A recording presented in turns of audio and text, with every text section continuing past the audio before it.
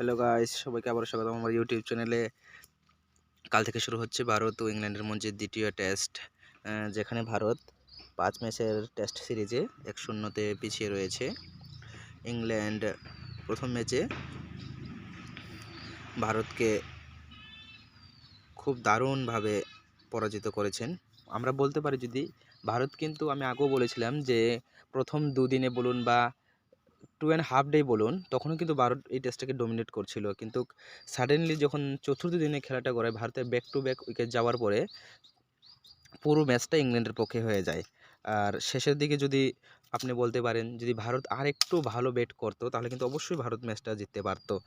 আচ্ছা, যাই হোক, প্রথম ম্যাচে যেহেতু ভারত পিছিয়ে গিয়েছে, ভারতের পক্ষে যে ভুলগুলো হয়েছে, প্রত্যেকটা প্লেয়ারকে তাদের দায়িত্ব নেওয়া উচিত।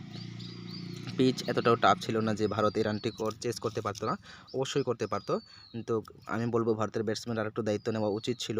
অ্যান্ড কখন কোন শট খেলা উচিত তাদের থেকে ভালো হয়তো অন্যরা বুঝতে পারবে না, কারণ যারা মাঠে খেলছেন তারাই হয়তো এই জিনিসটা জানেন যে কখন আমাকে শট খেলতে হবে বা কখন আমি সিঙ্গেল নেব, এটা তো তারাই বলতে পারবেন।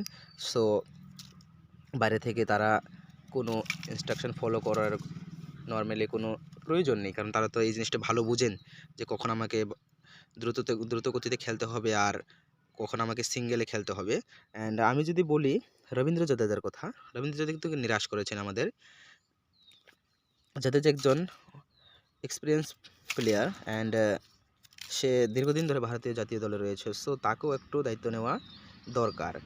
এভাবে কিন্তু আপনি যদি অপরচুনিটি মিস করেন তাহলে কিন্তু আপনার জায়গায় অন্য অন্য কাউকে খেলানো হবে। আচ্ছা গাইস, চ্যানেলটি সাবস্ক্রাইব করুন, সাবস্ক্রাইব করে আমার পাশেই থাকুন। ক্রিকেটের আমি নতুন নতুন আপডেট নিয়ে আপনাদের জন্য আসবো। সাবস্ক্রাইব করুন গাইস, সাপোর্ট করুন আমাকে।